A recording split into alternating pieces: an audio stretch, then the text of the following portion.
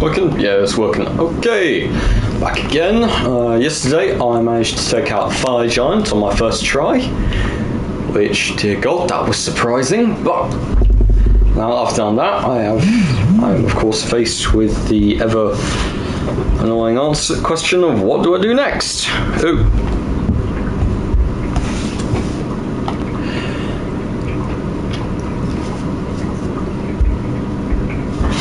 Now I could obviously just do my normal of running about aimlessly until I find something to do, or I could progress the story. I'm going to do that because that way I can get upgrade materials for my scythes. I like these scythes, they're nice.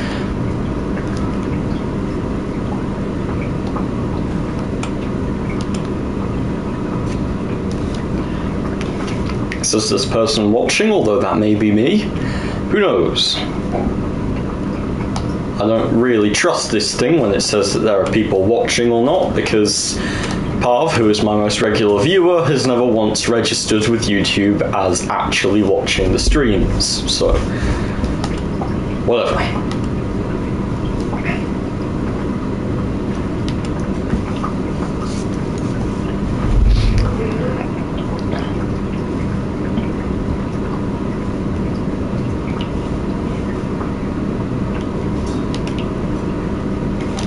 Right, hang on. I've forgotten this. Oh, I should probably progress a bit, but there's another thing I'm looking for, which is there's an item, Twin Blade item, I think it's called, Twin Blade Talisman or whatever, which increases the damage dealt with successive attacks. Now, I've never found this before, except starting a new playthrough for some fun. And I found it completely by accident. At level, 10. I hadn't killed anything, I was going to level up a... What was I going to do? I was going to get the first of the... Oh, hang on. Yeah, she's going to burn herself now. I was going to get the first of the smithing stones to level up my... and get the... lift talismans. Once I had those, I got the 3 stars and wild strikes and just leveled that up a lot. Okay, I'm here now.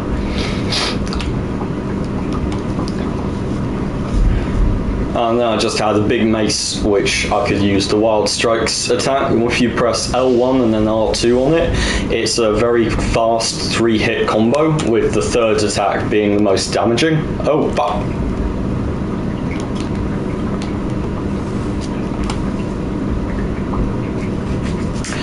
nearly jumped to my death there. I'm okay though. Not dead. Good.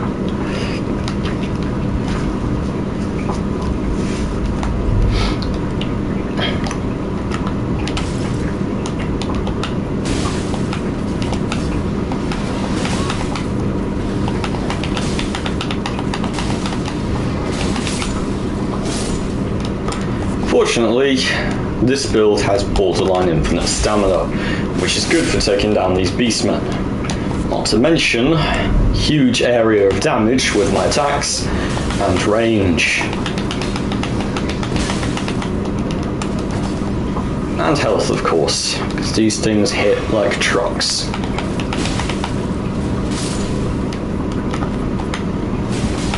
There we are. And these are the simple enemies in this area.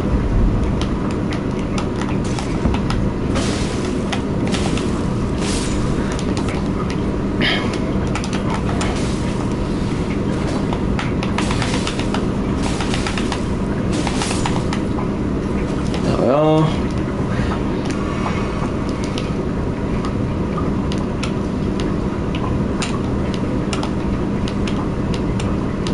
Very nice of it to give me a lightning resistant thing right before I come up to a lightning drake.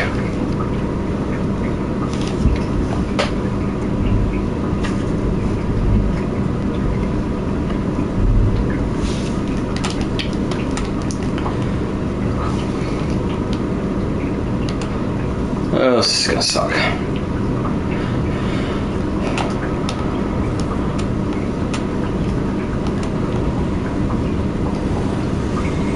Come on then, big guy.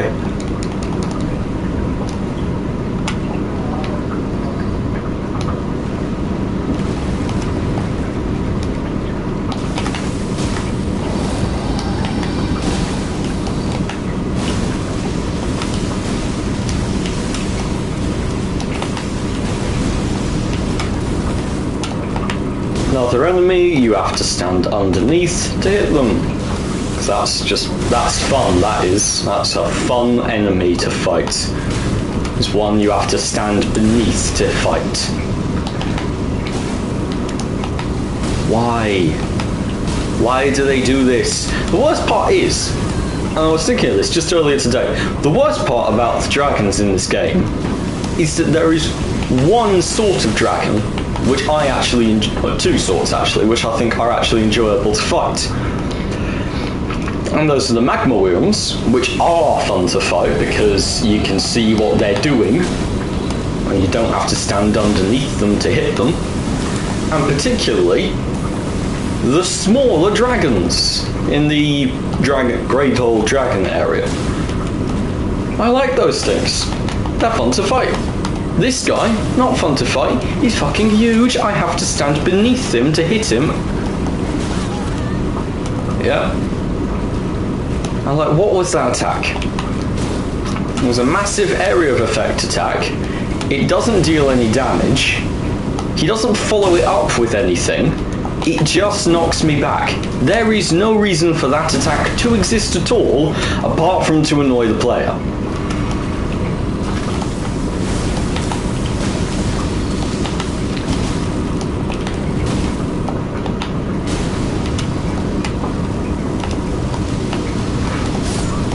Oh, balls, it's fire. And I'm dead. Yep, I dodge every single attack he pulls, and then he kills me in one hit. Of course. Fuck whoever designed dragons in this game. Seriously, fuck them. They are the worst aspect of a frankly not particularly brilliant game. Well, no, actually that's unfair. I do like Elden Ring, despite all of its many faults. But fuck whoever came up with the dragons in this game. Because who the fuck thought, I know, let's make an entire class of enemy, let's make them bosses you fight like 12 times in the game, 12 different iterations of this very bland boss, and let's give them the defining characteristic of being ridiculously huge, so that the only way the player can fight them is by standing underneath them.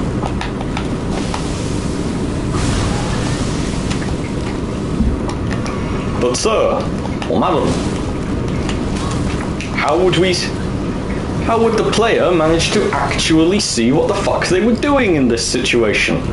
How can you respond to a boss if you can only see its back fucking legs? Well, that's the fun! They won't! They'll always be constantly surprised by what the boss is doing, because they will have no idea what it's doing, because they won't be able to fucking see it. Are you sure? Oh, and what about these smaller looking dragons that you have in this great hall area? Why not just make the regular dragons that size so that the player can respond to them? No, let's just make these regular enemies that appear in this one specific place. And why would the players want to fight these regular enemies? Well, because they'll drop an underwhelming amount of runes. And no useful items at all.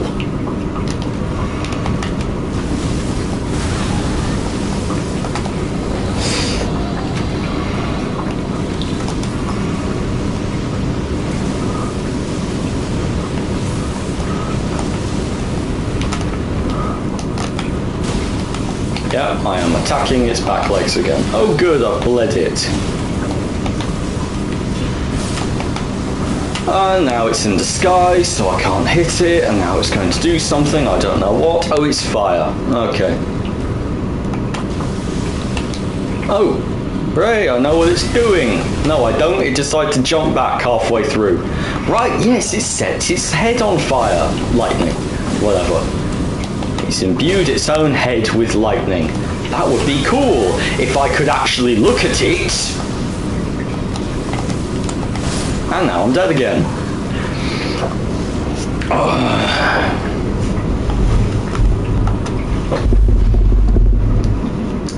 I don't mind losing to a boss. I don't. If the boss beats me because I fuck up, that's fine. But I hate losing to a boss because I can't see what it's doing. Because someone had the dumbass idea that it would be good if the fucking player couldn't see the bosses. Let's just equip all of this and hopefully kill it as fast as humanly possible. Probably lost my runes too, I forgot to pick them up. I think I forgot to pick them up last time.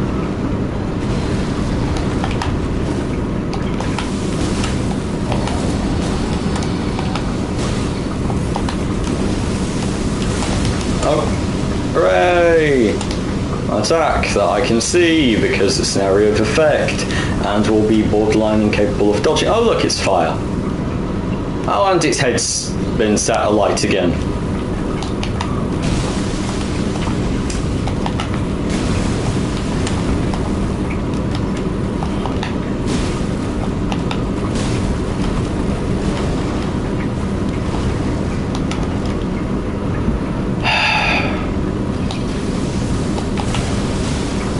Oh, and let's make its legs move a ridiculously large amount when you attack them. Let's make its legs move about a lot during the fight so that you don't actually know what you're doing anyway. Any other ways you can think of to make this ridiculously bad fight worse, sir? Oh, how's this for an idea? How about we prevent the player from locking onto any one of its legs? But sir, its legs are the only parts the player can attack. Yes.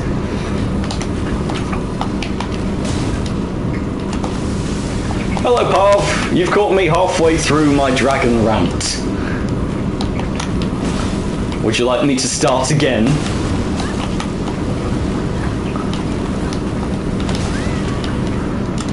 Ah, there's another person watching, although that might be Pav. Who knows? It might just be late.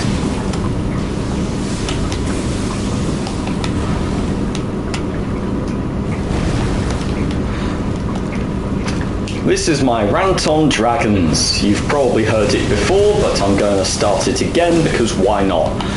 So my question is, why? Why would you create so many bosses in this game? A, make them all look the same. This one's got 4 legs, which is vaguely interesting, but for the most part they all look completely identical. They'll have a slightly different breath attack, but for the most part, completely the same boss.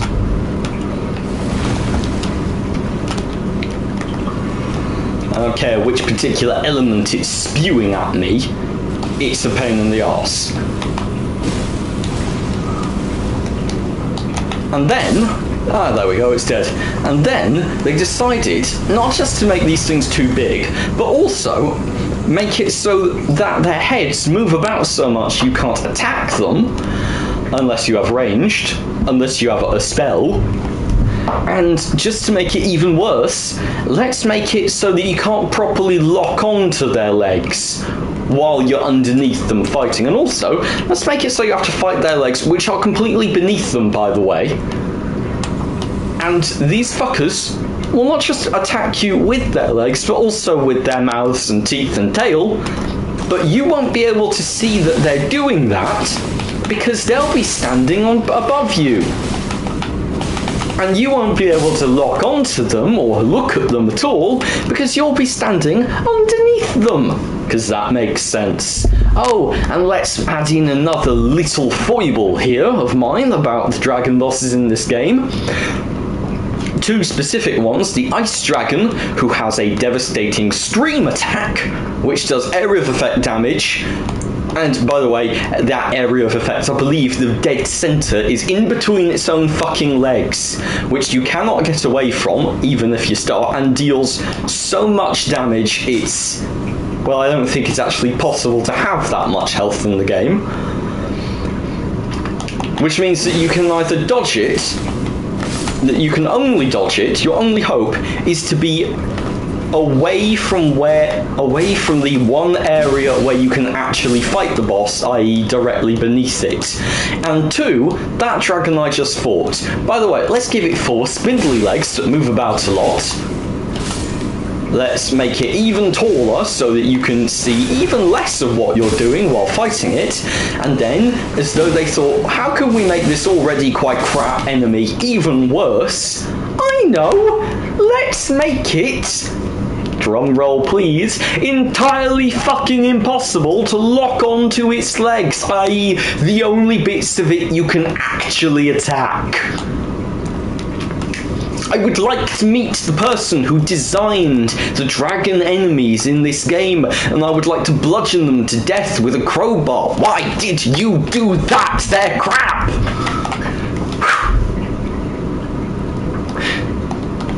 This is the worst. There are some crap enemies in Elden Ring. A great many of them, in fact. This game has a boss problem, and that problem is its size. Oh!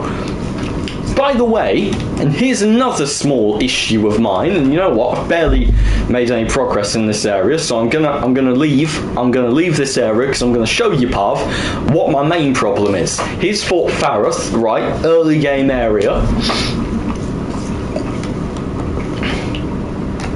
There was a giant dragon here before I killed it to get a whole bunch of runes.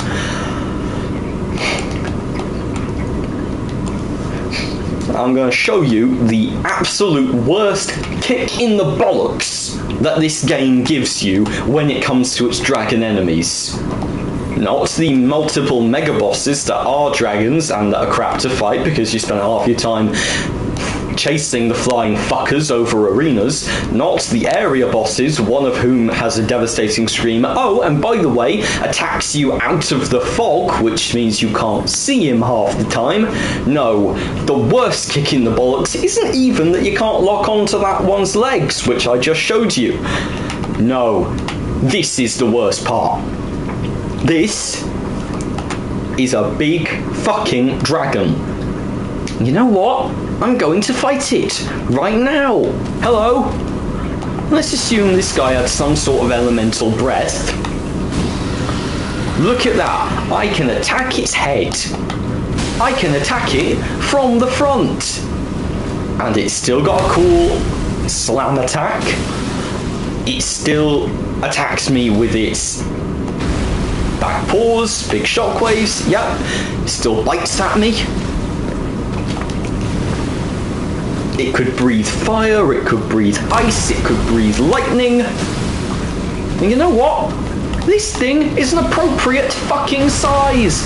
Why did they give us bosses which were too big and then regular enemies, which, by the way, drop nothing you would actually want to get? With similar movesets to these crap bosses. Seriously, that thing dropped what, 3,000 runes? That's nothing. There's enemies which are easier to fight than this, that show up way later in the game, and that are more fun. This thing is better designed than all of the dragon bosses. It's the right size. Just make the dragon bosses that size, give them the elemental breath, and you know what? The players would actually enjoy fighting fighting them. Nobody enjoys fighting the dragon bosses. Nobody I've ever talked to about Elden Ring, anyway. It is the one constant fact in all of the Elden Ring fandom that I have been able to find, is that we all agree dragon bosses fucking suck in this game. They're terrible. Because you... Oh, bollocks, I'm stuck. Oh, great. Well, never mind, I'll just fast travel.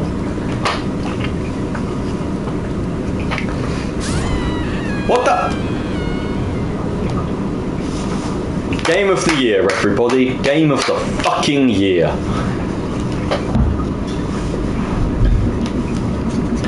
So yes, Path, that was my rant on dragons. Do you have anything to contribute? No, of course not. Sorry, shouldn't have asked.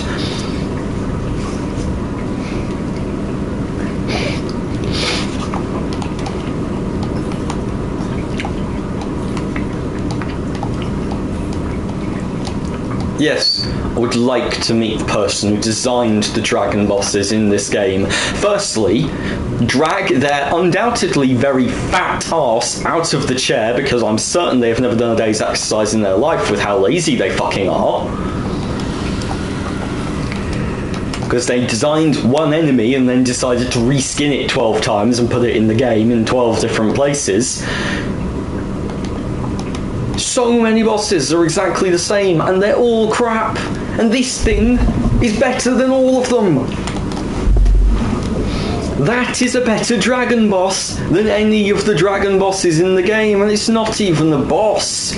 And the worst part is, I've gone through multiple playthroughs of this game and never fought one, because why would I bother? Why would I bother fighting those things? They don't drop many runes, they're hard to fight at low levels.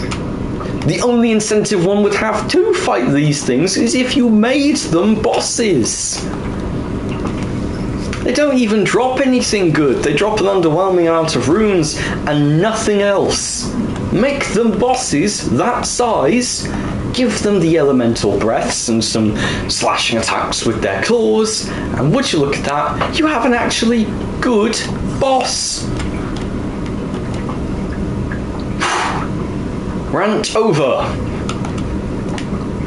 Or at least rant entering some sort of soliloquy.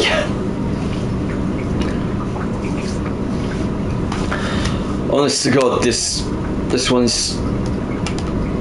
Part of you have heard me rant about Elden Ring a great many times, I know. But oh God, if there is one thing I could change about this game, it would be that. It would be these fuckers. These dragons. So many dragon bosses, and all of them suck.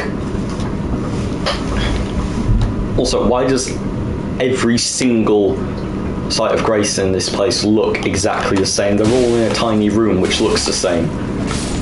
There we are.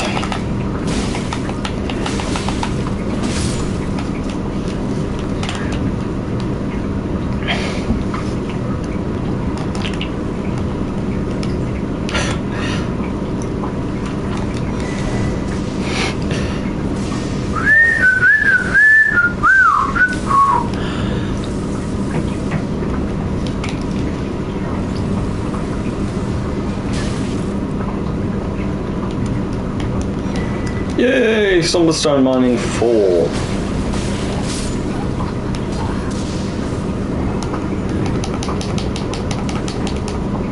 What good did that accomplish, mate? You killed me next to a site of grace. I'm just going to respawn there. Oh look, it's my runes. Frankly, that was faster than killing you.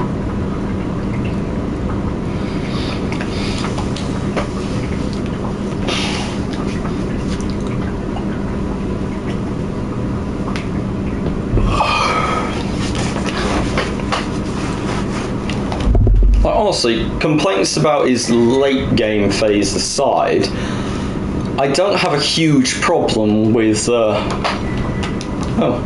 right, she died.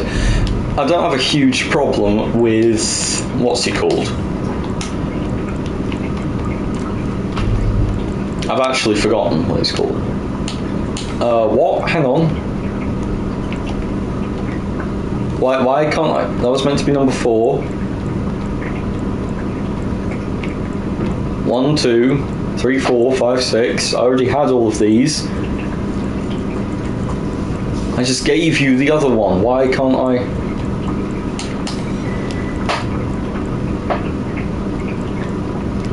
Alright, it was Somberstone. Somberstone 4, 7 and 8. Not Smithing Stone. Well, where's the fucking Smithing Stone one then?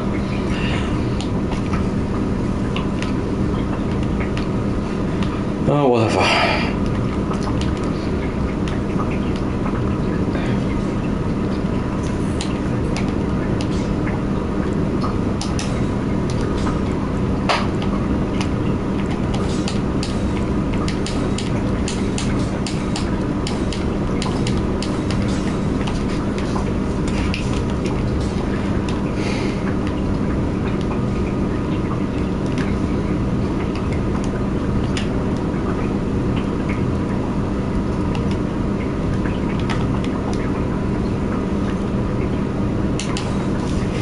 That reminds me, I do actually need to clear this area. Well, not clear it, but at least go fight the things at the end.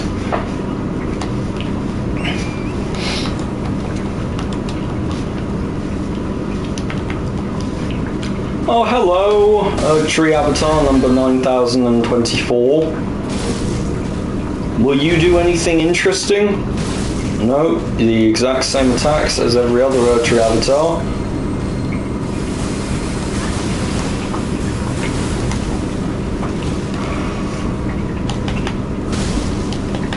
At this point, I can't tell if you're meant to be a regular boss or a mini boss or just a regular enemy.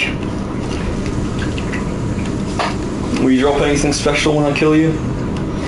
Oh yeah, he drops a big stick. Great. Fucking great. Everyone wants one of them. I'm certain that many people have used that weapon in a playthrough. A weapon you get in the late game which scales off a stat which has just started to not really work against anything. Deals split damage, which is never particularly effective.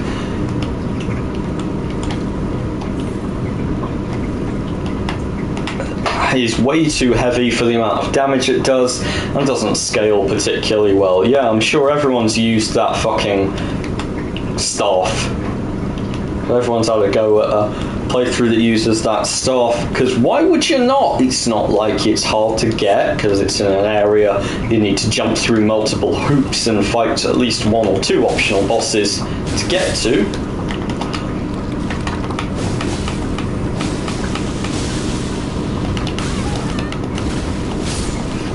Piss off, you dumb ants.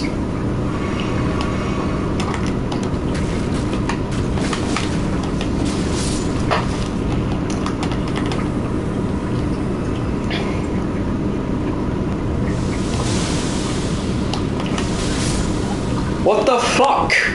One attack deals a tiny bit of damage, the other deals all my health bar. Sure, makes so much fucking sense.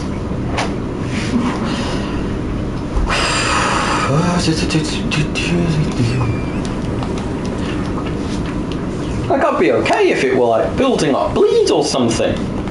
But I got hit by the attack the first time, it barely took a quarter of my health as damage. And then the second attack dealt all the other quarters.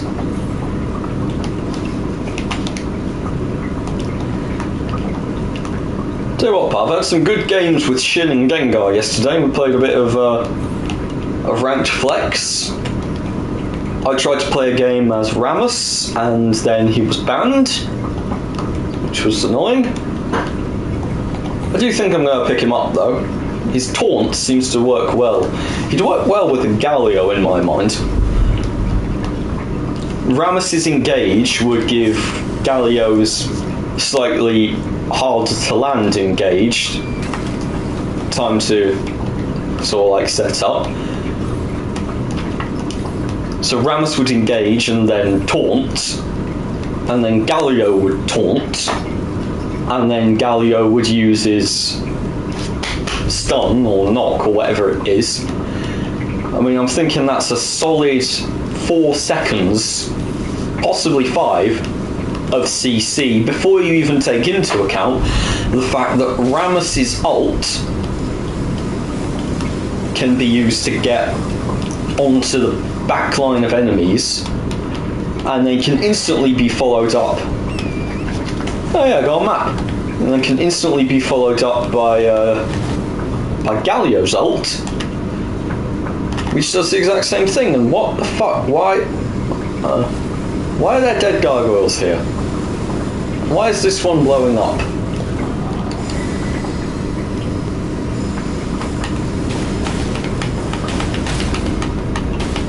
There we are. Okay, that was fun. You're dead now.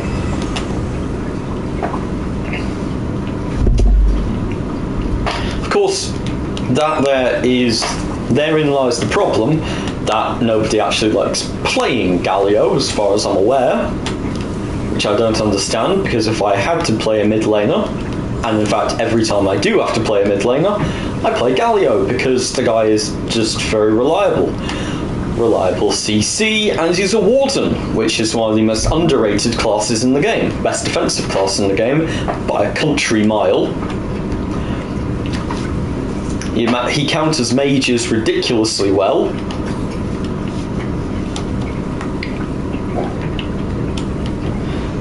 Not to mention Taunt, one of, again, the most effective forms of CC in the game.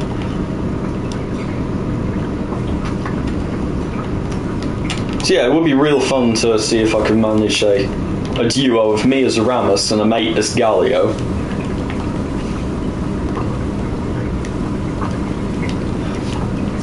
Their ults would work brilliantly together, their taunts would be able to chain into each other. Not to mention, while they're taunted, I mean, let's look at the combo, the effective combo between the two of them. It would go Rammus engage with his little curling into a ball and smashing into someone. The second Rammus engages, the Galio would the Rammus would engage and then taunt instantly. The Galio would then have time to charge up his taunt while the Rammus was taking additional damage or dealing additional damage or whatever. No, I'm wrong. It would go Rammus would engage with Q, then activate his spiky armor to deal additional damage, additional counter damage, basically. Then the Rammus would then the Galio would press Q to deal area of effect damage over time to the enemy, then start charging up his taunt the enemy when the Rammus's taunt, the second the Rammus's taunt wears off, at which point they're taunting onto Galio just long enough for him to land his E, I believe it's his E, which is primary engage tool. That'll dodge back and then attack. Not to mention, they both be doing auto attacks over the course of time. Rammus's auto attacks deal magic damage and physical damage. Not to mention that counter damage is also physical, as far as I'm aware. Which means that the enemy would be taking counter damage and physical damage, magic damage and physical damage constantly over the course of about 5 seconds, being completely unable to do anything else. Sounds fun. Sounds like an interesting combo, that. Adds in the fact that Galio and Rammus both like to run Sunfire Aegis and Thorn. Well, Galio likes to run Sunfire Aegis as his first item, as far as I'm aware, and Rammus likes to run Thorn Mail. You'd end up with a wonderful combo there. And isn't there meant to be a boss somewhere? Oh yeah, there you are. Hello. You're gonna die now. Then some others are going to show up. So I'm gonna summon back up now too.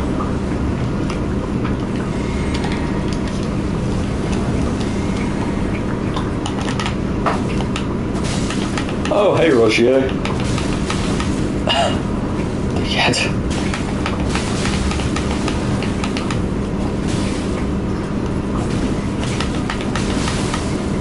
we are.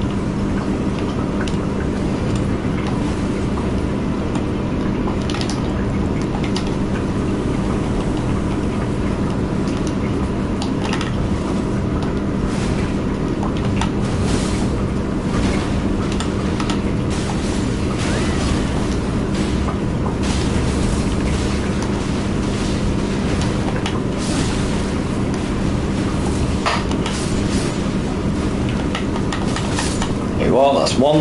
Oh. Hello, bastards with... Oh, you have a shield and a staff. I'm assuming you have some sort of magic sword attack. Yep, there it is. Now you're dead.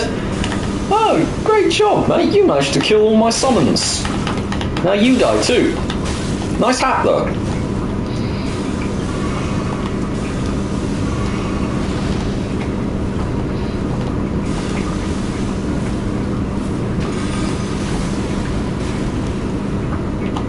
Literally just like a couple of seconds, please, of him not dealing damage.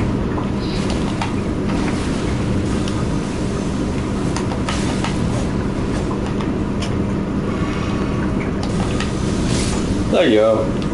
Now you're dead. Right, that's all of them. Oh, cool! A spell that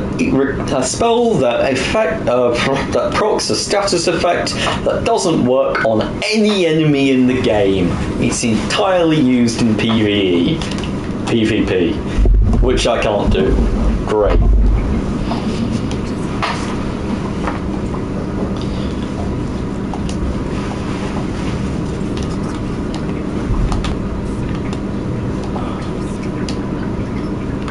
I don't really have anything like against the fact that you're into like death.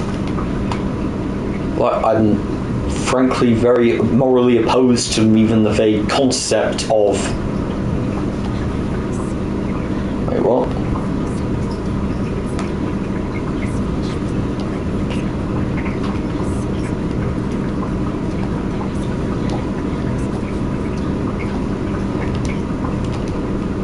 Hello, Brand. Okay. Well, no clue where that is. I'm sure it's somewhere. Parv, if you're still there, could you look up where the Hallow Brand is and type it in the chat? Assuming you're not busy, which I'm assuming you are, since you haven't said anything.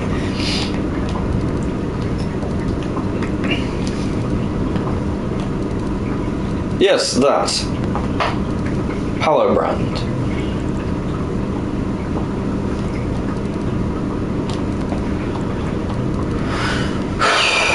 That reminds me, I still haven't figured out how to make my scythes heavy. Heavy grave scythe, that's what I need.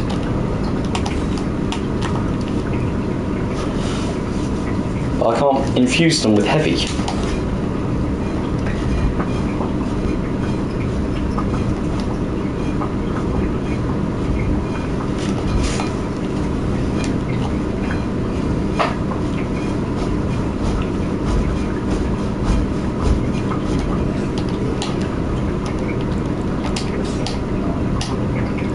Yeah, what the fuck? Why?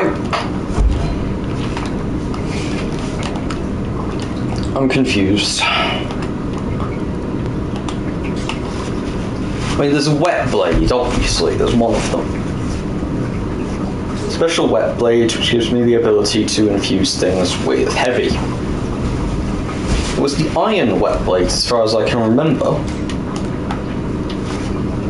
I remember what it was called, but I have no memory of where it actually was. Castle Morn? No, it wasn't there.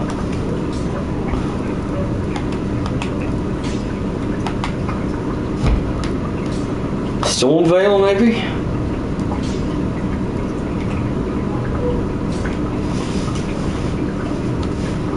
I assume this is where it would be.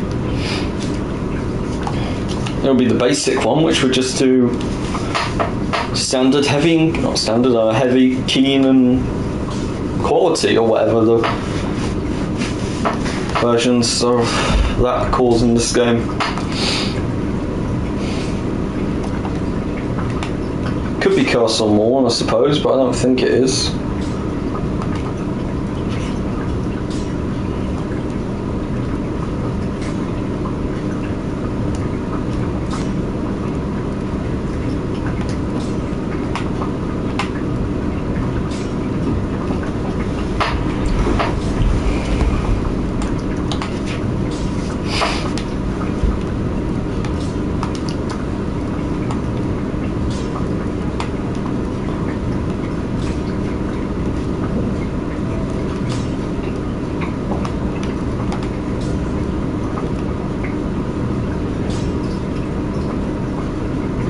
probably that, yeah. It's probably the curse mark of death.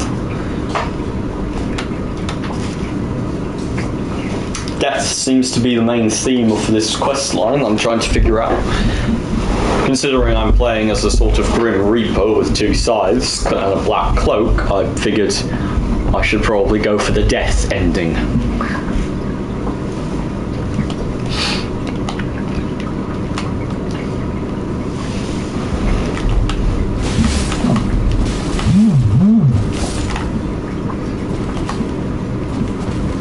At the top of the Divine Tower of Liurnia.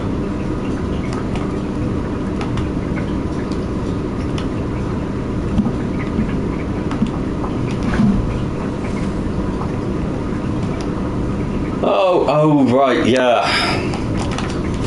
That dumb shit. I can actually get that done pretty quickly. I'll go do that after I've figured out where the Iron Wet Blade is.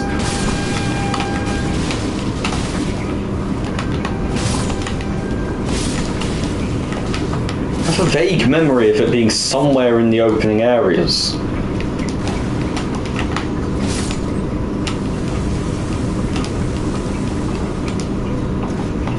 There's a special type of wet blade, whatever you call it. Yeah, it was a special wet blade that would give me the ability to infuse my scythes with heavy.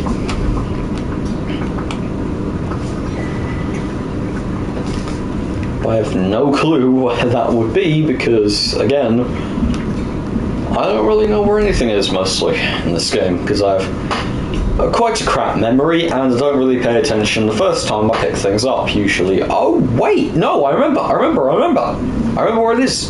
Do I have a stone sword key? I think I have a stone sword key. Do I have a stone sword key? I must do. Come on, please tell me I have. What's shooting me? I don't care. Right.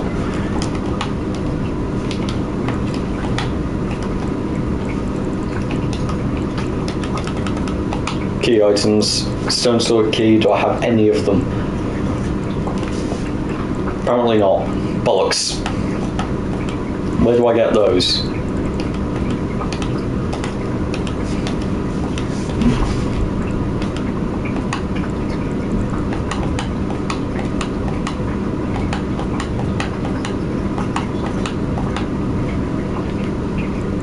Yes, I do. I'm blind. 2 stone sword keys. Right.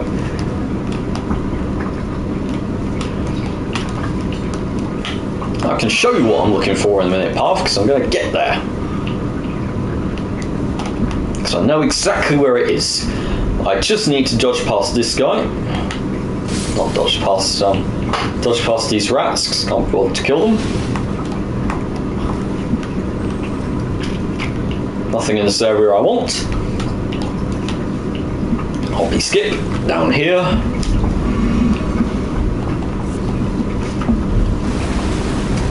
Hello, boss, who's shown up at least 4 times already in this game.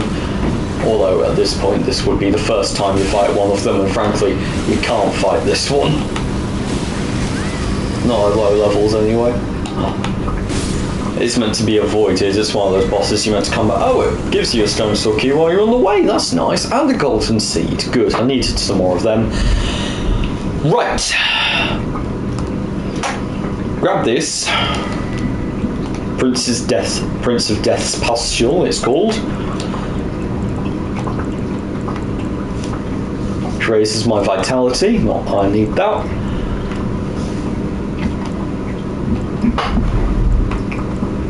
This one will raise my strength, so I might as well.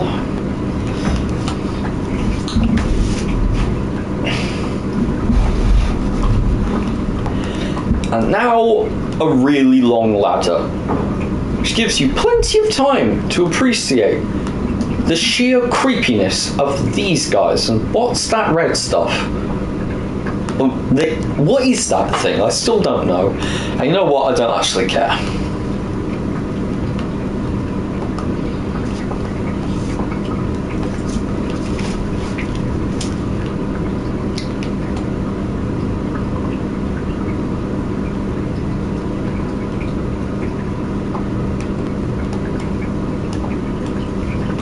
Can't be the other players who died there, Pav. I'm not connected to the internet. Besides, look at this guy.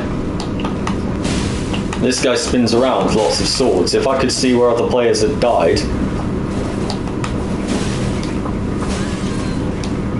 I think there would be quite a lot around him. Holy shit, there was nearly going to be another one there. Right, there you go. You're dead now. Good boy. Now. Right, yes, that's what I was doing. Let's go in here. One stone sword key. Into the armory. Kill this guy. And his mate. And now... Iron Wet Blade. Yes! And with this, I can finally infuse my... I want to go to the table. Not put a marker in the middle of the ocean. There we are. Now, finally, I'll be able to level up my scythe, not level up, but infuse my scythes with the heavy affinity, which will increase my damage by a factor of, currently, drum roll please, 52 plus, no, 52 minus 24, which is good. That's good, I like that.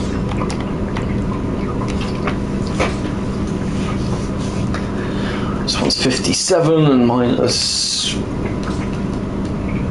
26, so again about 30 apiece, so about 30 extra damage per size per hit. I like that, that's a lot. That's going to mount up. Oh, and the next thing I was going to do was go to here, wasn't it, and get that, not prosthesis, to get that thingamajig ability item, talisman, that's the word. Get the talisman, which increases the damage of successive attacks. Because once I've gotten that, hooray! I also should head to that place with the mine. Shouldn't I? Yeah, I should. Although I also don't care very much, but whatever.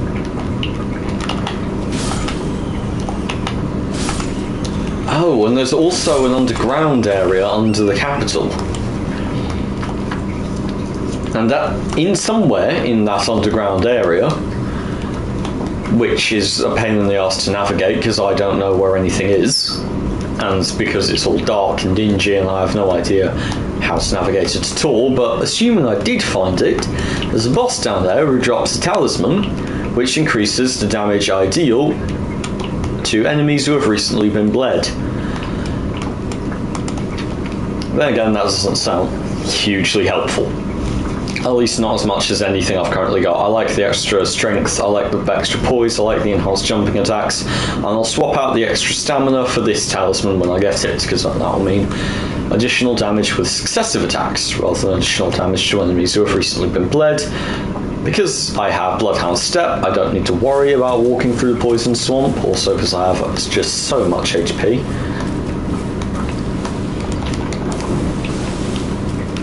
Yeah, that's a tiny attack. Well, hooray, I've escaped! No poison for me.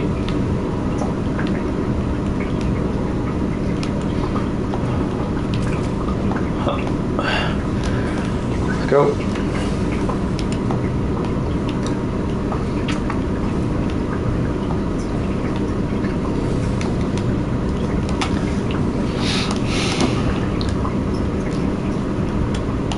And it's a clean rock night. Hiya.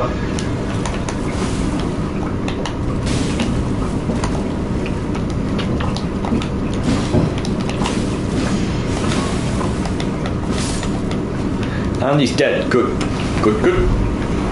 Gives me what I needed. The Winged Sword Insignia. That's what it's called. Winged Sword Insignia.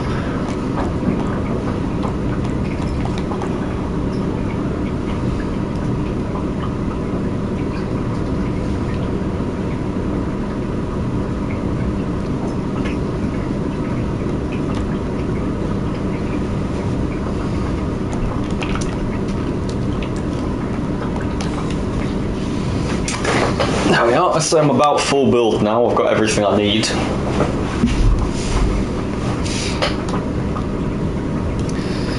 And now, off to oh, bollocks, you gotta be, oh no, never mind, no. Right, I was a bit incorrect with my assessment of the Rani thing would only take me like 10 minutes. Because I've just now remembered a slight problem in that I have not yet actually gotten anywhere near Rani. I haven't even started her questline or even met her yet. Great. Oh, joy of joys.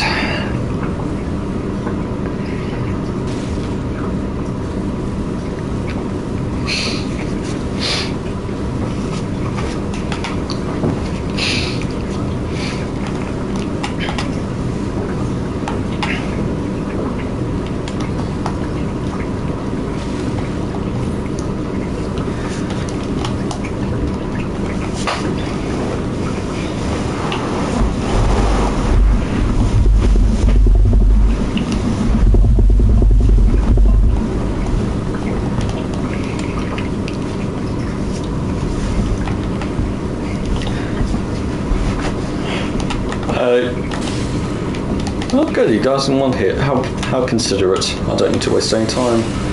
Oh, this one's not so considerate. It takes him 2 hits. Oh no, the other one didn't die in 1 hit. It just looked like he did.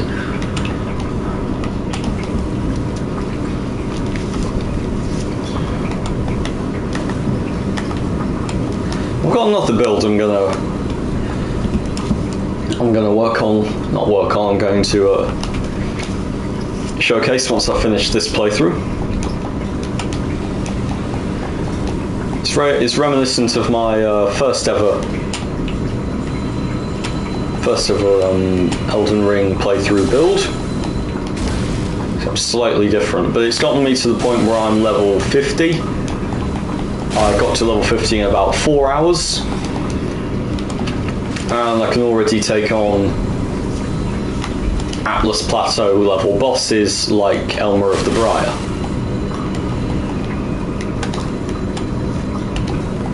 Not to mention I leveled it up to about level 17 I think now.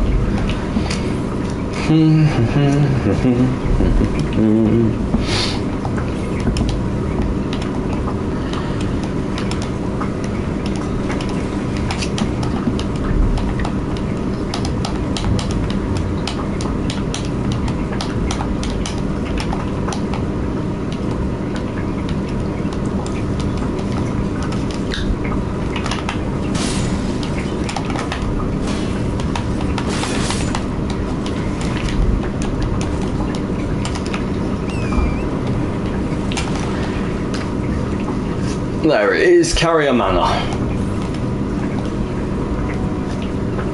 Exactly where I want to be. I say want. Exactly where I need to go right now, because that's where I need to go. Oh look, a Site of Grace I'm not going to bother with. Oh look, a map, which I am going to bother with.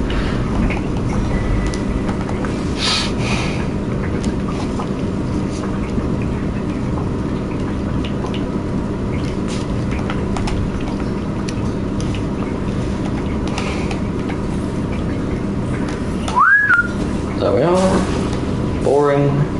No.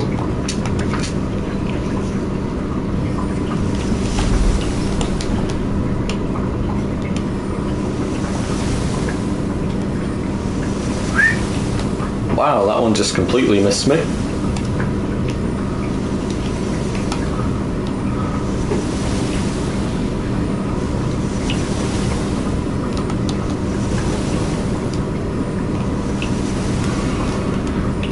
It's like someone's pressing Zeri Q from the sky.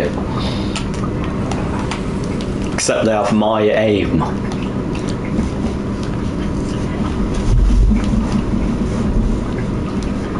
I said, since I started playing Morgana a bit, I've actually gotten quite a bit better at skull shots.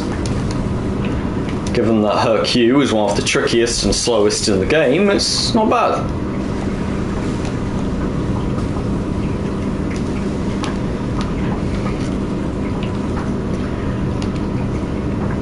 I still maintain that Vi's Q is one of the hardest to, well, not one of the hardest, but definitely one of the hardest dashes to land. Firstly, because a lot of dashes are point and click, and secondly, because of how it slows her down before she uses it. Although I can mitigate that by building any item which increases my speed a decent amount. Mobility boots are always good, except those make actually fighting a bit harder.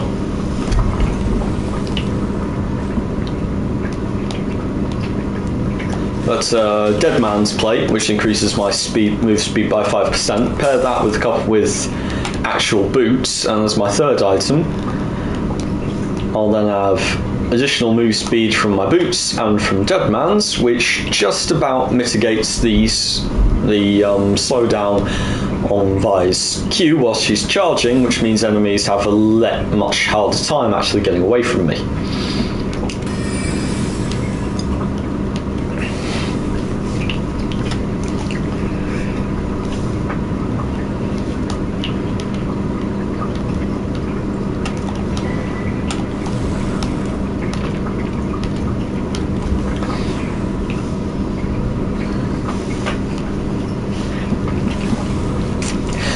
Player, have you ever thought of what would be like your favourite team comp to play with?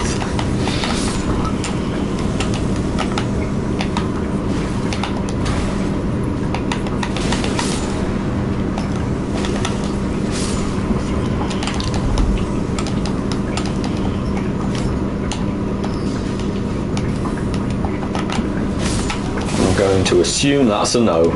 No, you haven't thought of it. I'm curious. It's an interesting thought experiment. I don't think it's ever going to happen, but because, you know, it's rare to come into a situation where you can actually control every single teammate you're going to come up against. But fuck's sake, you know what? I'm not going to deal with this. But no, I'd say that if I had to. Fuck you. If I had to pick an entire team comp, I would go with Leona support, Senna as ADC. For fuck's sake. Vi in the jungle, obviously, she's my favourite. Set top and Ahri mid, or conversely, Set top and Diana mid.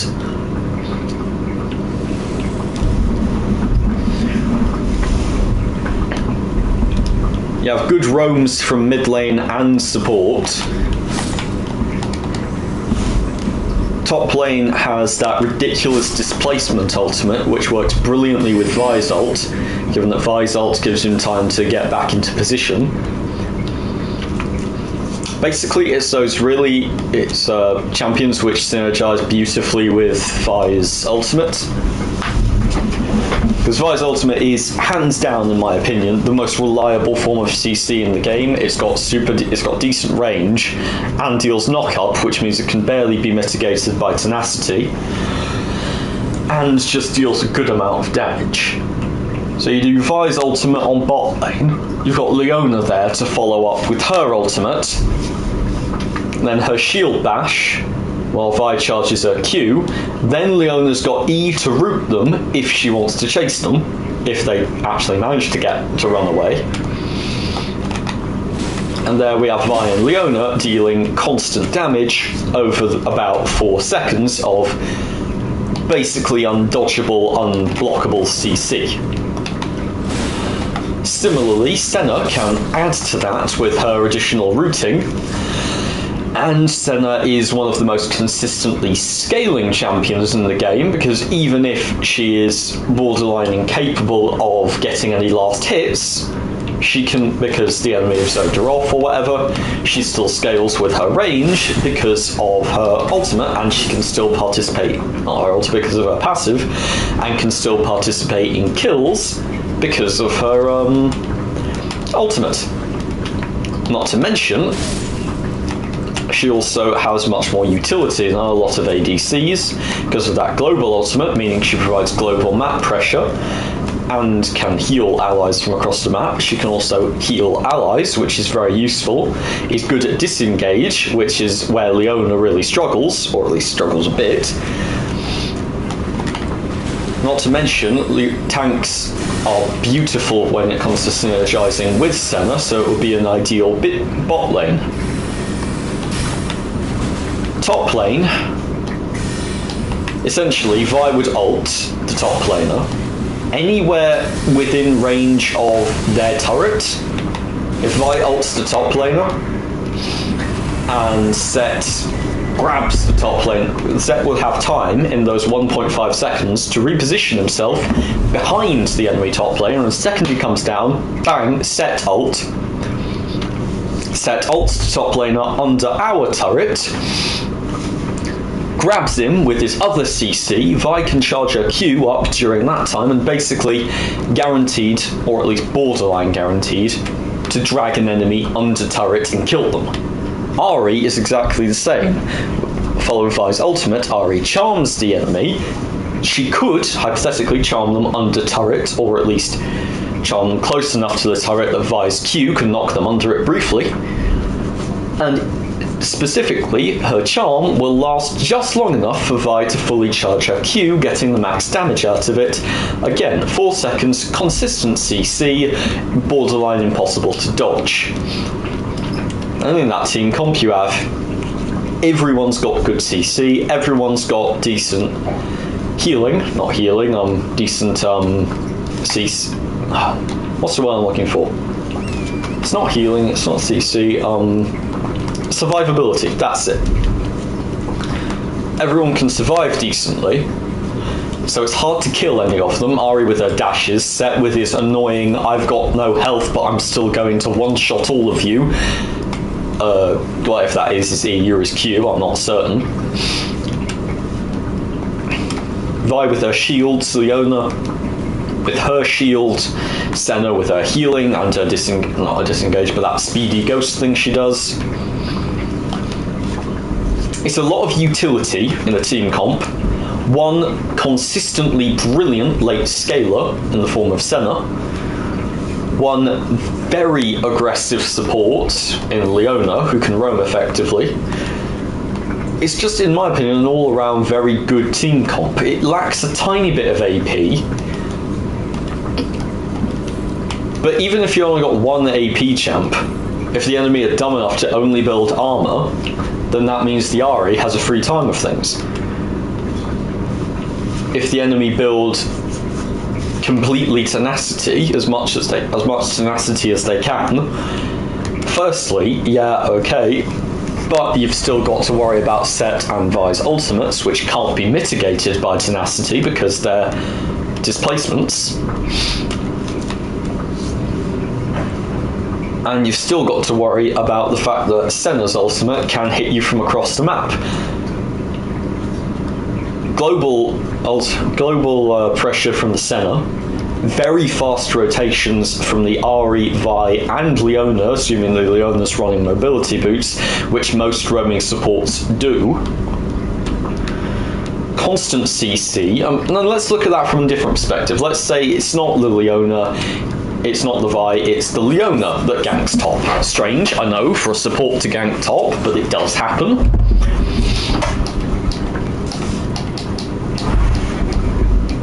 Whatever, yeah. So let's say Leona ganks top. Firstly,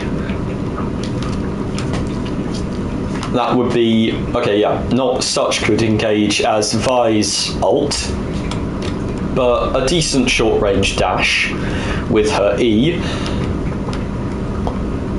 Leona can root an opponent, jump on them. If they flash away from her E, she's got her ultimate to stun them, and then can walk up to them and stun them again, and slow them with her shield, or whatever that thing does. Set would then have time to get closer, and suddenly it's a 2v1 versus an enemy who won't be able to move, and let's assume that they're a tank or something, or at least have got a decent amount of sustain and HP, like a Darius or something. even during that fight, they'll be stunned about 3 more times, well, at least 2 more times, possibly 3 or 4, depending on how much health and sustain they have, by the Leona. Consistently CC'd, colossal pain in the arse, very annoying to play against if you just constantly, every fight, you're just constantly being that Q, Leona Q, Leona Q, you're getting stunned constantly. Similarly, let's say it's Ahri ganking top lane. Ahri uses high mobility and her charm to get to attack Set's lane opponent. Set then grabs the guy with his CC, assuming he has time to walk up. During that time, Ahri can use basically an entire spell rotation on the enemy and give Set time to walk up and stun lock the guy, as only a Set can. Tries to disengage. Firstly, if you try to disengage versus an Ahri, that's going to be a problem because she has ridiculous mobility. And then, once he's tried to disengage, assuming he flashes away from the Ahri, he then has to deal with Set's ultimate and Set's ridiculous, I'm low on health, but I'm going to smash you with all of my damage. Not to mention he's taking constant damage, which is both magic and physical. I believe that annoying E, or I think it's his E of Set's, deals true damage, or I think one of Ahri's abilities does, whatever it is. Constant damage split between, I think, all 3 types. And let's assume, by some miracle, the Darius gets a counter gank. Not the Darius, the enemy top laner. I'm assuming it's the Darius, it could be something else. Let's assume that the enemy top laner gets a good counter gank.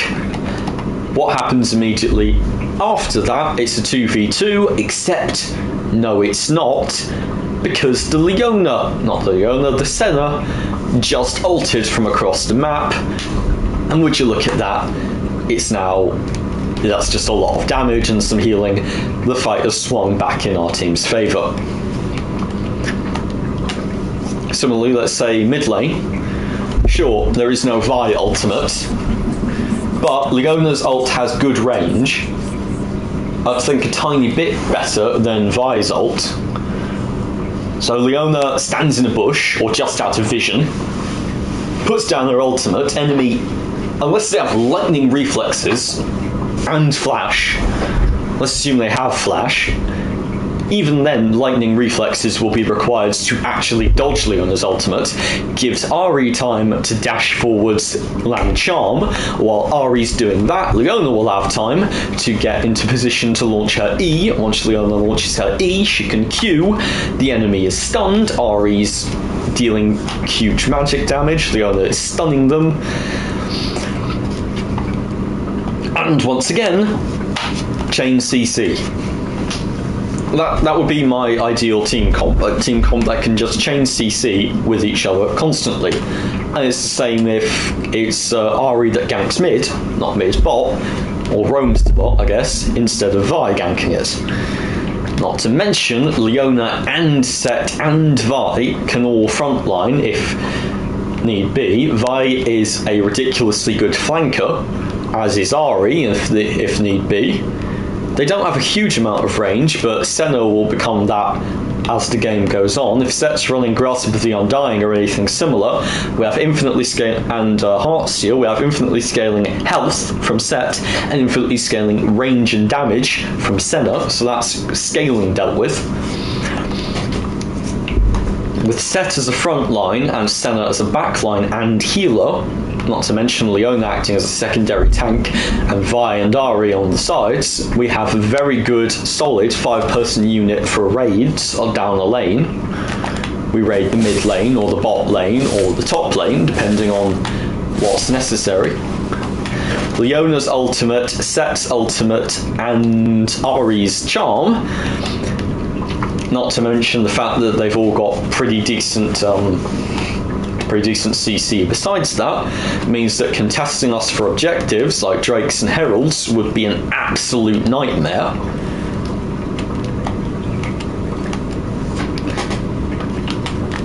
And if you're bot, and if Vi or...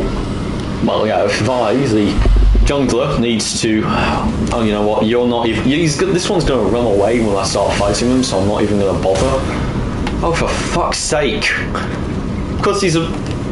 Like, yes, another Drake. I'm not going to bother with the dragon. No, bugger off. I'm not interested in you.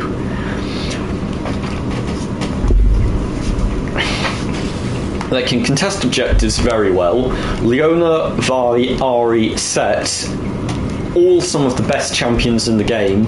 Not the best champions in the game, let's be honest about it. But among the best for defending turrets. Hard to walk up to. Number of enemies I've killed under turrets as Vi beggars belief.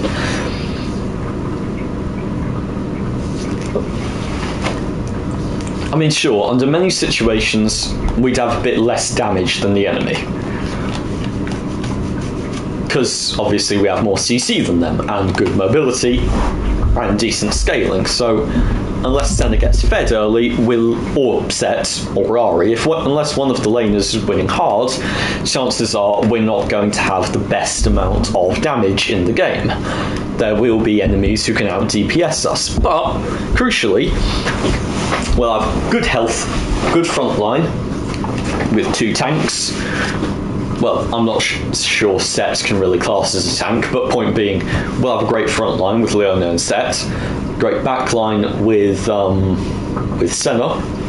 Set and Senna infinitely scaling, constant CC and utility from everyone on the map, good rotations with Senna's ghosting and global ultimate, with Leona's mobility boots, with Ahri's ultimate, with Vi's being Vi and having Q, being very fast and mobile champion, even if you don't run any of the builds I do. Yeah, all in all, I don't see a huge glaring weakness with a team comp like that.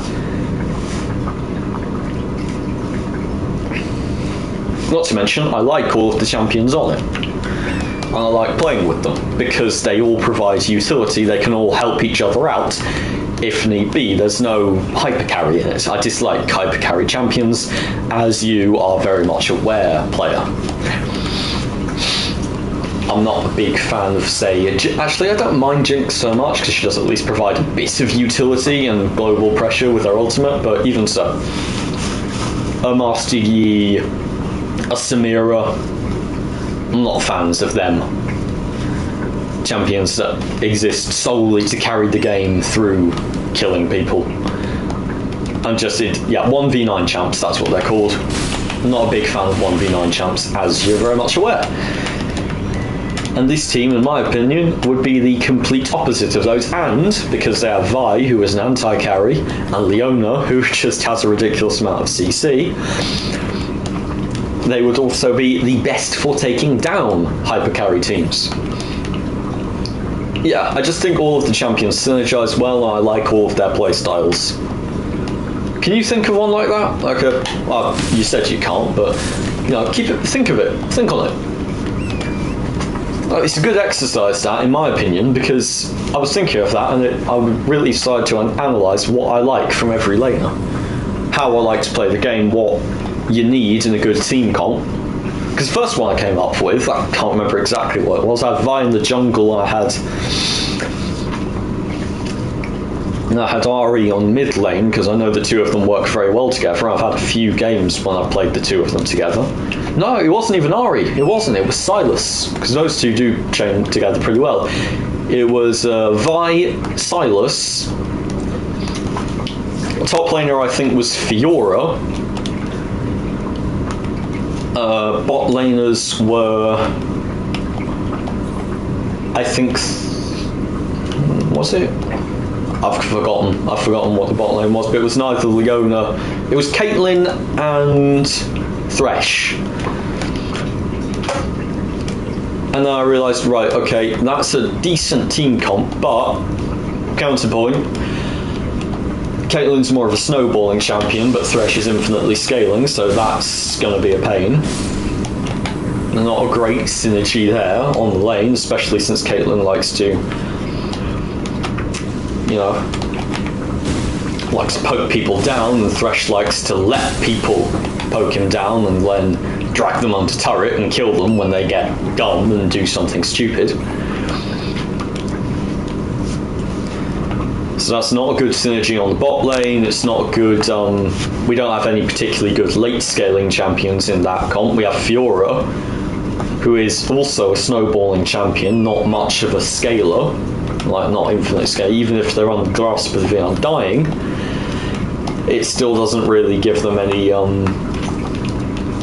any consistent scaling until the late game. You have Vi and Sylas, who again, Sylas, very snowbally champ. So you have a consistent mid-game champion in Vi, 3 snowballing laners.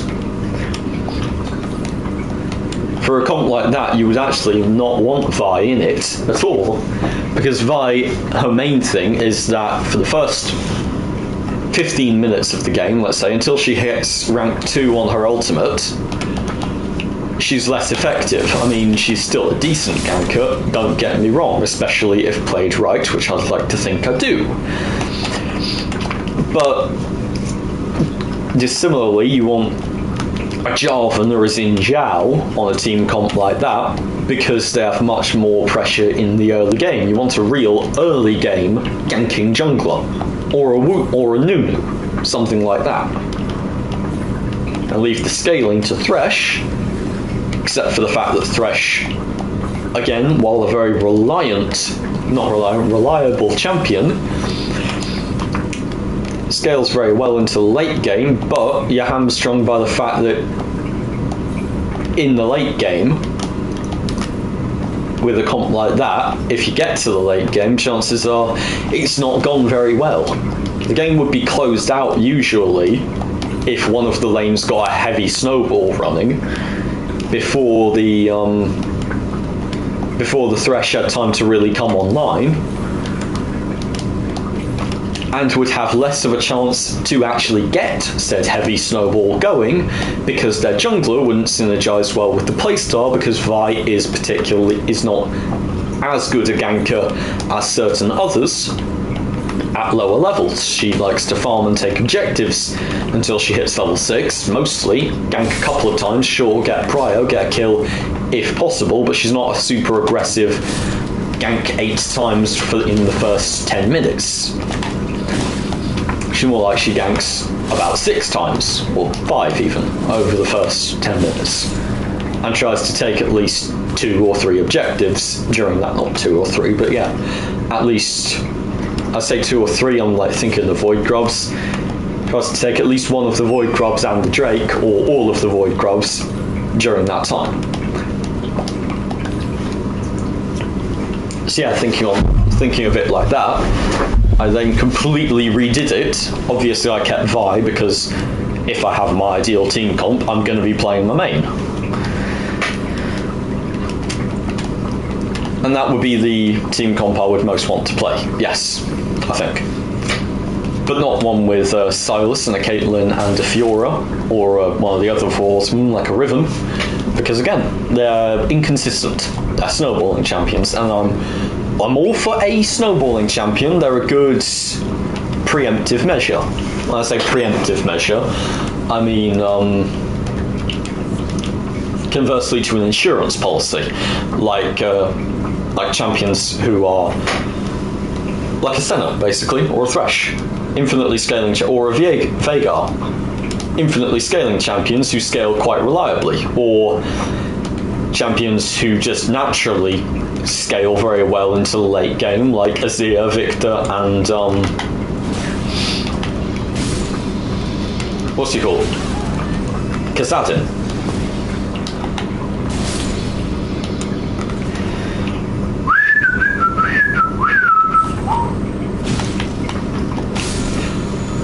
Player, it says you're still here, but you haven't talked in like 10 minutes. I'm sorry. I've not actually been I've not been a particularly good streamer, have I? I've just been talking constantly and not engaging properly, haven't I?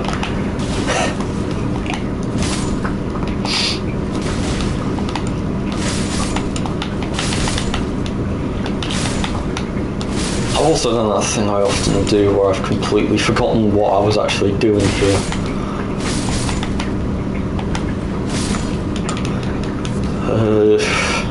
Why did I come here?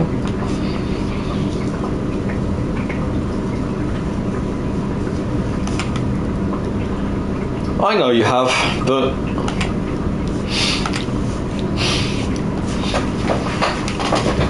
I've also been told many times by many people that I have a tendency to dominate conversation. Many words, as you know very well. And while I will never apologise for that fact, as I know that I enjoy speaking a lot, I do still like to try and make sure everyone has a turn to talk. Even if it does please me quite a lot to talk quite a bit.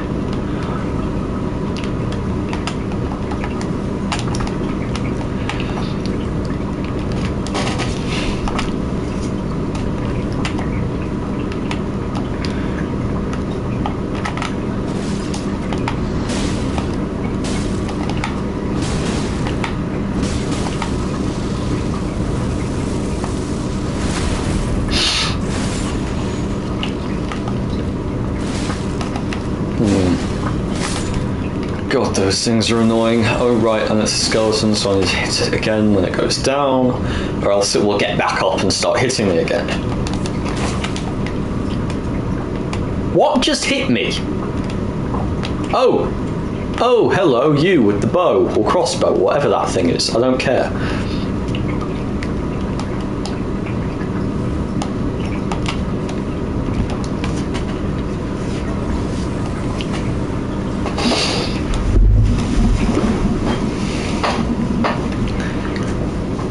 So I'm assuming that in your ideal team comp, you would be playing Zed on mid.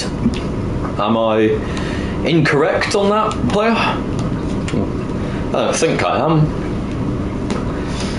Yes, I'm near Godskin Duo. This is where I gave up on my last playthrough. But on my last playthrough, I was not having nearly as good a time with my build.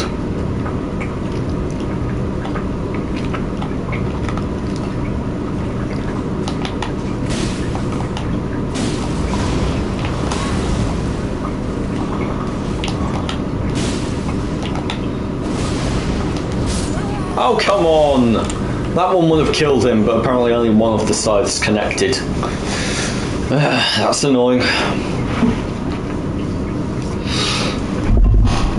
Incorrect! Oh! Well, do pray tell. I'm interested now. I assumed Zed... Well, I thought Zed was really your main.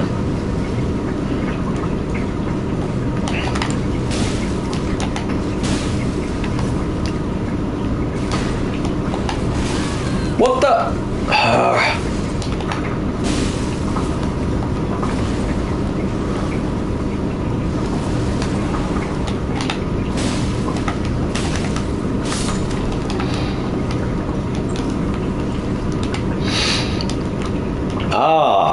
Azir.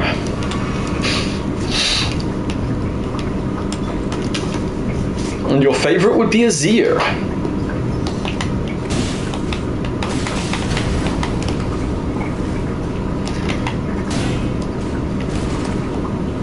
Hard champion to fit a team comp around, Azir is. Control mage, sure, but more of a... Oh, fuck you! Seriously, what the fuck? I was stun locked. One of his attacks hit me. I could not roll or dodge away from any of them, and he kept hitting me 3 times. If you're gonna have good poise. Fucking hell. Right, tell you what, I'm gonna slightly lower my DPS and increase my poise with this build. Oh, for fuck's sake, stop tracking me! He was already halfway through his attack when I dodged, and yet for some reason, He then completely changed the direction of his attack. I don't know if you've ever swung a big axe or halberd, player, but I have, and I'm very much aware of a simple fact that you cannot change the trajectory halfway through the swing. This is not how axes work.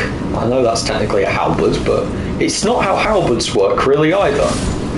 You can't change the way you're swinging halfway through the swing. You can't reposition yourself, because once you planted your feet and started swinging, that's it. That is what you're going to do. You are going to plant your feet exactly where you are and start swinging.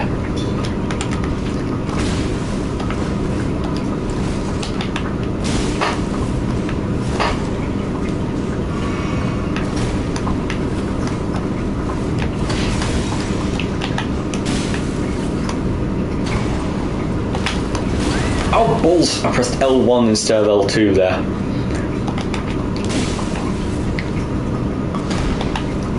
To see if I can, player. I'm fighting them to see if I can. And also, despite the fact that I'm criticising them for their annoying stun locks, I do actually like fighting knights in this game. I think the knights, pretty much all the knight enemies, are one of the only things this game actually got right with its enemies. I like their weapons, I like how responsive they are to what you do. I like that they have some pretty interesting attacks. They have more interesting attacks and more diverse movesets than most bosses. They put more effort into these fuckers than they did into half their bosses. And yes, I know this guy's technically a reskin of an enemy you fight really early on in the game, but then again, so are all of the bosses too, so hard to get too pissed about that.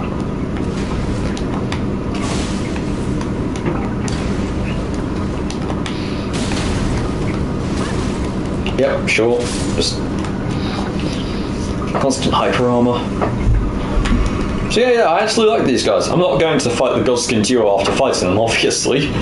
I'm going to go back and then do it the normal way, which is running past these guys as fast as possible.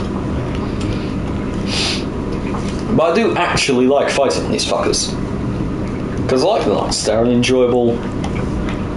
I think they're well-designed enemies, with interesting movesets, and they're responsive to your moves. Although I still really dislike the fact that these fuckers can start swinging their fucking weapons and then start swinging again halfway through. I dislike that very much, because I think it's dumb as shit. Because as anyone who has ever swung a big weapon will tell you, you can't do that, it won't work.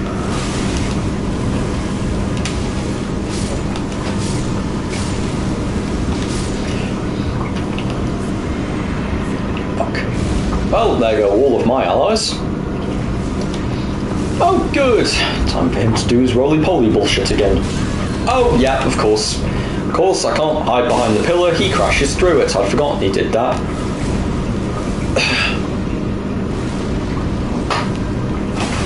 What the fuck? I was sure he landed on the other side of the pillar.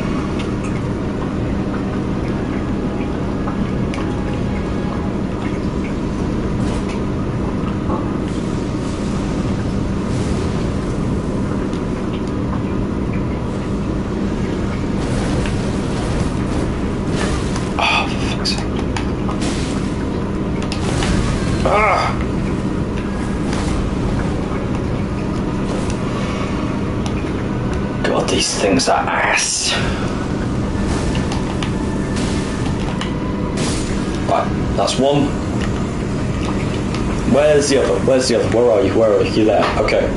Gotta kill this one quickly before before the next big guy shows up.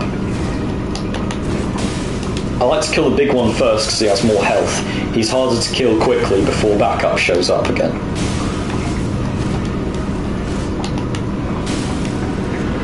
Not to mention way better defensive options. This guy's more of an attacker. There you go, see? He's sorted. Oh, wow, you spawned very quickly. I was expecting more fanfare. No fanfare at all. Okay, fine. What the?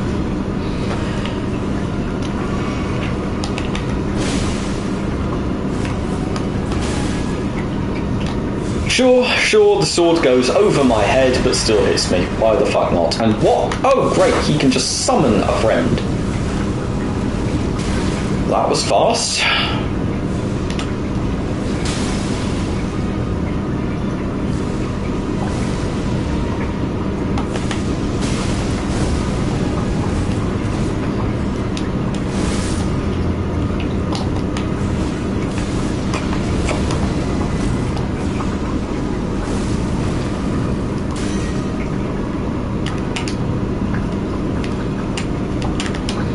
Oh, right, I've forgotten. These guys are much faster than they look. Because sometimes they'll run and sometimes they won't. What the?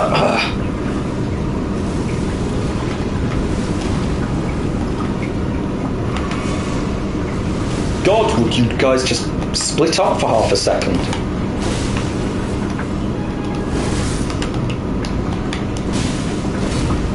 Back off. No, balls. Literally, he will now become a big ball. And be impossible to dodge while he is one. And yeah, he's still going, and I'm dead. Of course. Fuck that. Undodgeable. Ah. And I can't go into the easy exit entrance, whatever, this time. Fuck these guys. Fuck them and their dumbass abilities.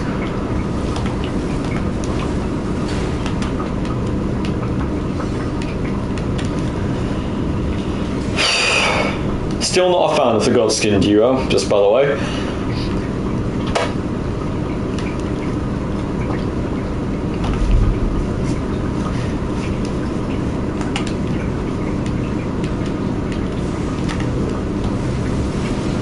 I believe the big ones should be slower, and these ones, the smaller ones, should be more aggressive.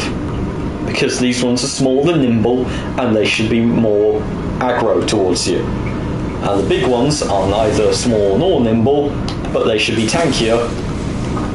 They should not both be about dancing around. It's annoying. It annoys me when enemies behave in a way. But these guys, it's like they're the same. They have the same moves in a fight. Despite the fact that one of them is 4 times bigger than the other.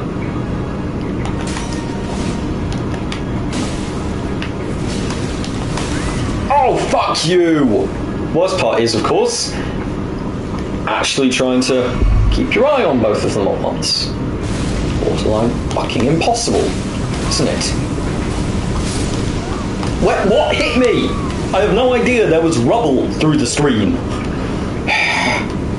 Was it his tail? Was it a fireball? I don't fucking know. I know I got hit by something, but then the pillar exploded. There was a big rock in the middle of the screen, and I died. I don't know how that happened, but it did. That's another thing. I would love for those pillars to actually work. Like, seriously, those things, they're not strong. They are not strong. Their attacks do not do enough damage to smash a bloody pillar. And yet they do! Oh, for fuck's sake. And of course, I walk sideways, the attacks still work. Because their projectiles have tracking and mine don't, because fuck them.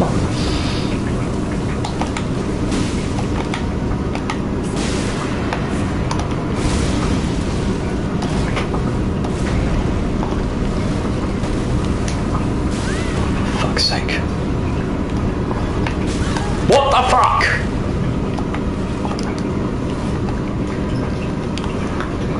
I didn't even have time to get up then.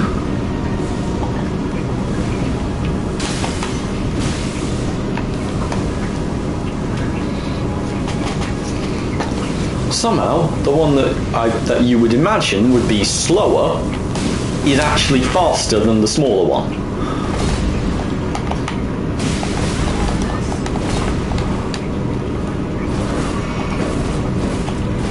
And more aggressive, despite the fact that he's meant to be a fat, lazy noble. That's why he's got the elegant weapon.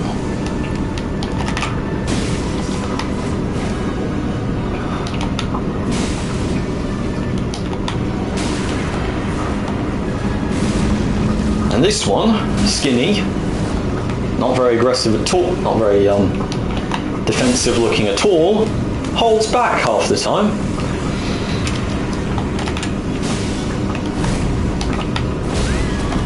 Right, of course. Sometimes his attacks will just have a follow-up and sometimes they won't. Is there any way to predict which times will be which? 9.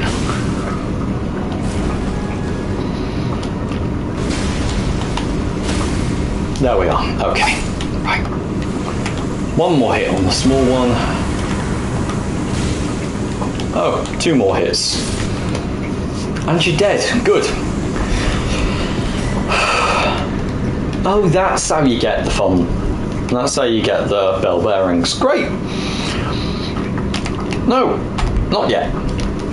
Sight of Grace first, then I do that.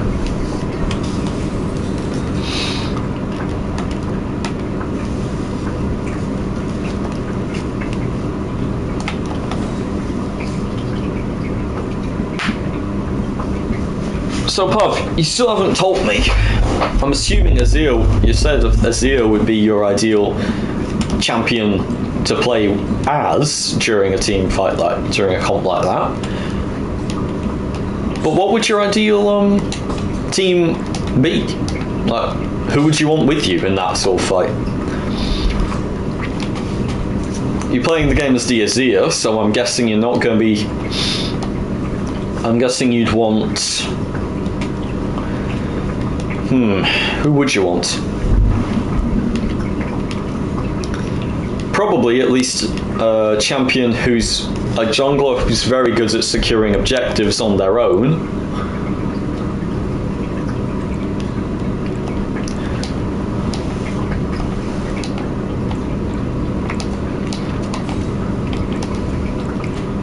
As you wouldn't be able to rotate very much. So ironically, a very strong early game jungler, because you wouldn't be able to sequence at all, or help at all, in early game jungle fights. You would have no sequencing, no ability to help contest objectives most of the time. And a support who was equally good at that, and a top laner to help.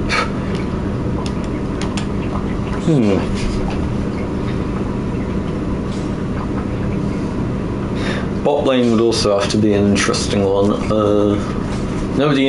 Someone infinitely scaling would be helpful, I'm sure, but at least someone decently scaling. But no, you'd need at least a...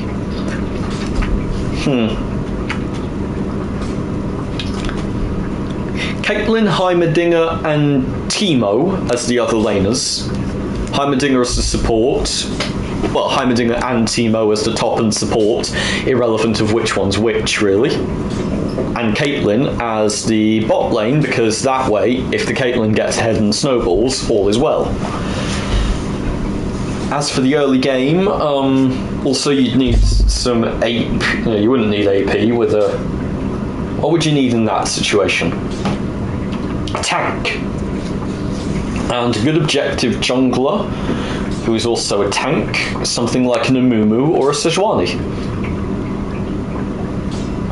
Amumu and Sejuani have reliable abilities, although Sejuani's ultimate is a skill shot, so it's less reliable.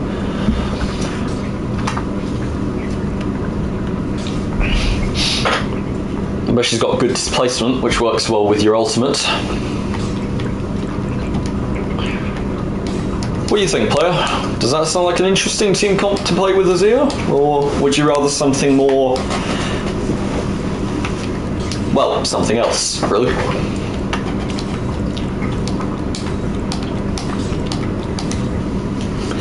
You know his playstyle better than I do. You know what champions work with him.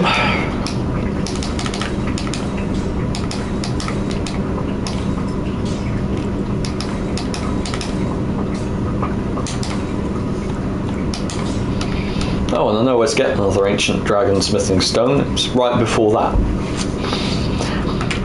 Was it right after? I can't really remember, but whatever it is, it's...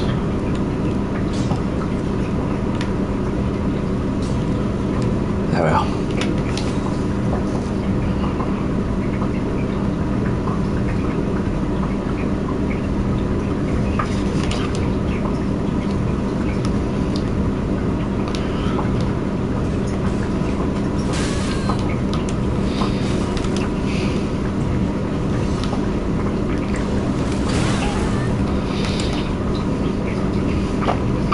And I started running in the wrong direction, because I'm a muppet.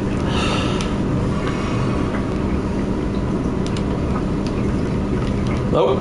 Balls. I'm dead. Oh, it is that way, though.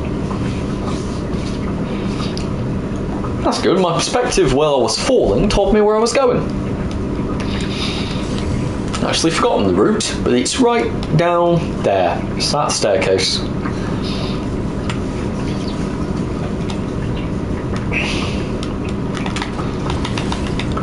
It's another one of these motherfuckers right here.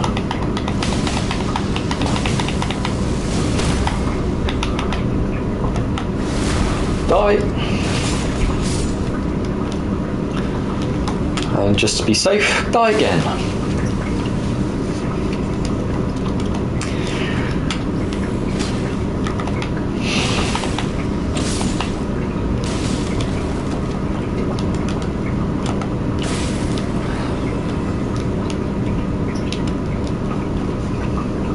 Oh, fuck, no, wait.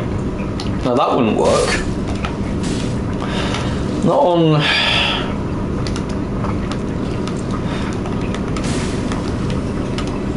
You'd be missing... Oh, no, actually, Heimerdinger, obviously. I was being dumb for a second there. I was thinking, no, that won't work, you don't have a warden. Heimerdinger's not technically a warden, but he's a control mage, and in control comps you don't usually need a tank. Azir's a sort of cross between a control mage and a specialist, and strangely enough, those two attributes synergize very well with themselves. So you'd want another control mage, or you could work with another control mage pretty well in Pike, not Pike. What am I saying? Fuck, not Pike. Nowhere near. Oh, balls! It's Glowfort, not the Dragonstone.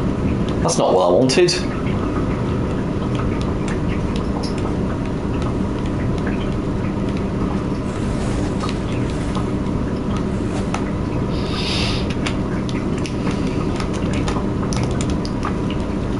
Well, whatever.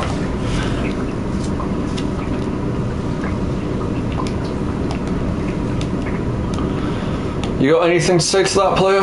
Any, interesting ideas?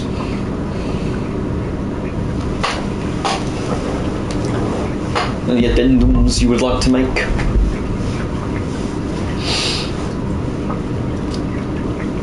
You probably swap out Jin for Caitlyn for better sustain, not sustain, for better range with his ultimates and his Q. Not to mention you're a bit lacking in CC.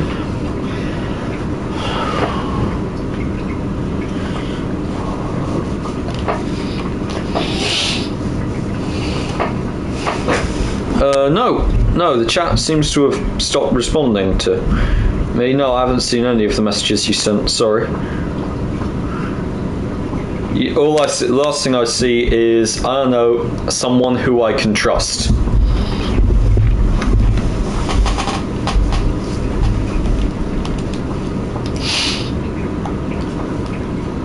Now I see a skull. Just sent a skull. Well, it seems to be picking up now, so tell me what your response was, please, because I'm still curious.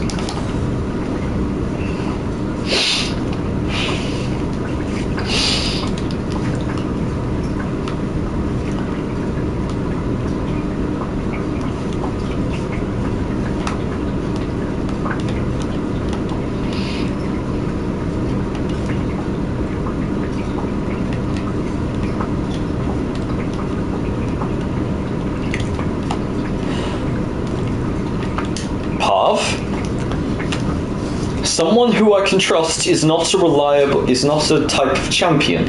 I'm asking you about team comp, not who you're playing with. And yes, obviously, predicting what pedantic thing you're going to say next, I know that the champion itself doesn't really matter. It's about who's piloting them, but let's assume that everyone knows what they're doing on this team comp. That everyone is as good at their champion as you are as Azir. Decently, anyway. And that they all know how each other's champions work.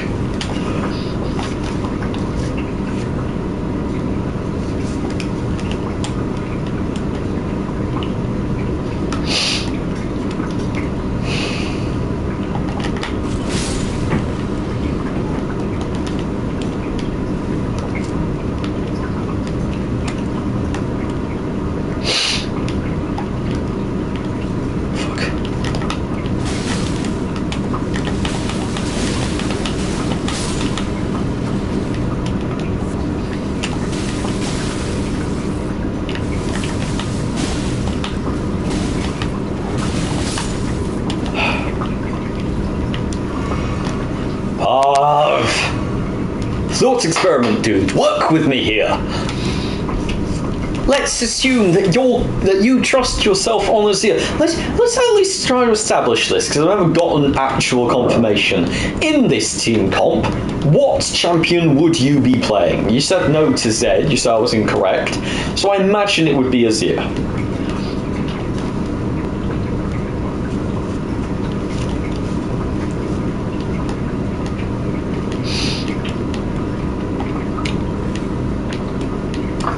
Work with me here. Imagine a bit.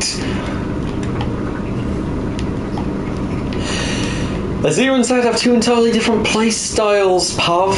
I'm asking you, what is this thought? This is a thought experiment. Engage your imagination. You have the opportunity to pick every champion on your team, and you don't know what any of the enemy will be picking.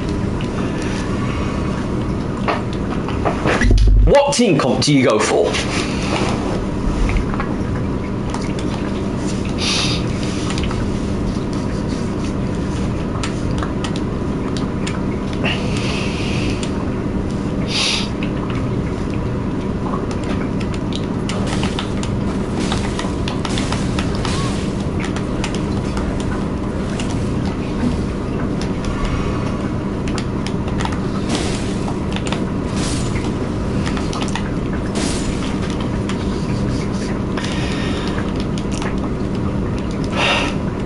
Just made the mistake of asking a Ukrainian to engage his imagination.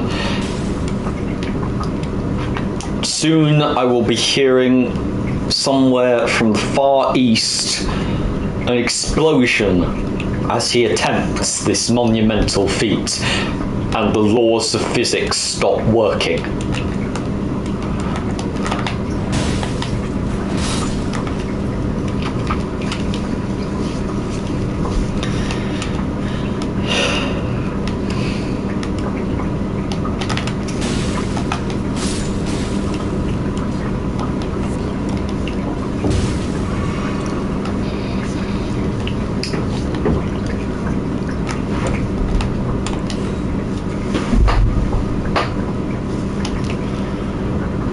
While I'm wasting my time with waiting for this door to get here, I'm also going to find my lip balm because my lips are very dry.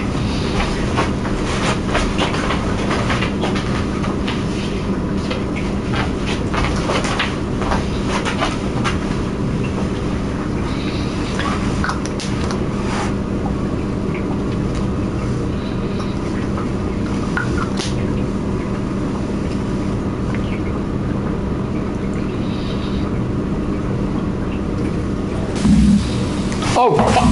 Bollocks!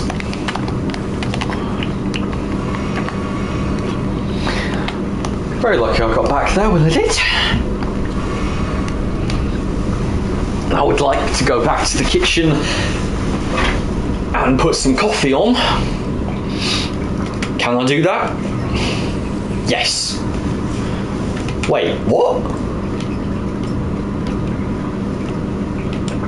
This is an optional area? I thought this place was mandatory. Yeah, no, because I go around here, through this area, down there, and then over to this bridge, I think. Oh, I have no fucking clue. No, wait, I meant to go from the Dragon Temple altar down to here, hop across to this area, which is where I fight the big dragon again, or where I would have fought the big dragon again, and then go around this way to the I have no fucking clue, I'm lost again. Oh! Scion on top, Warwick in jungle, me on mid, Jin on bot, and Lux as support. Interesting. You're right that Warwick is one of the strongest early game junglers, very hard to knock him off objectives, so you'd be guaranteed at least the first 2 objectives while the enemy builds the necessary items and works up the necessary strategies to deal with a Warwick. Assuming the enemy don't have a good counter jungler. Scion is infinitely scaling and is great at taking objectives, while Azir is very good at playing defensively. The 2 of you would act as a sort of sword and shield, not to mention the 2 of you control space very well. Lux as support and Jin on bot lane, also both an artillery mage and an artillery marksman.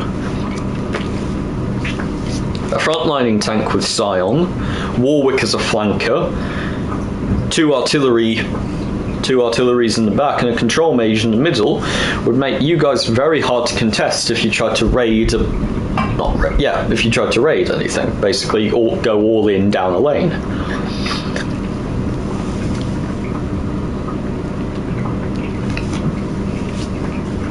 Scion, of course, is infinitely scaling and works very well if he gets ahead early.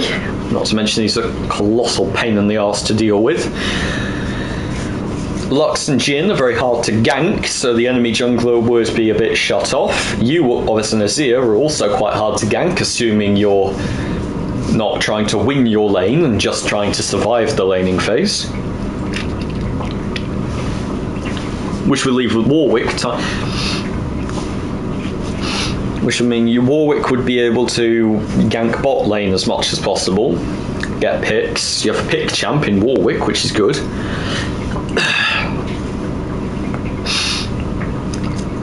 He farms very well and scales quite crap. Warwicks don't scale very well, but that's fine because you have a Scion. And assuming Lux or Jin get ahead, they're both heavy snowballers who can carry a game.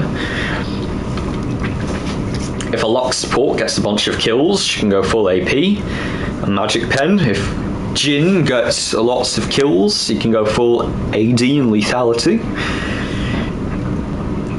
And voila, you have a very nice team comp there.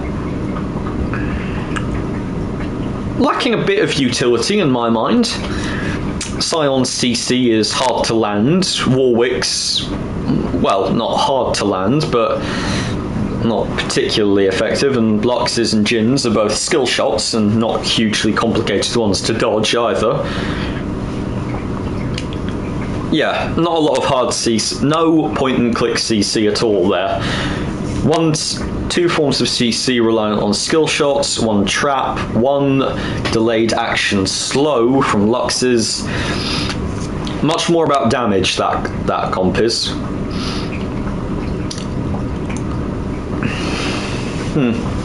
Still, I like it. It works.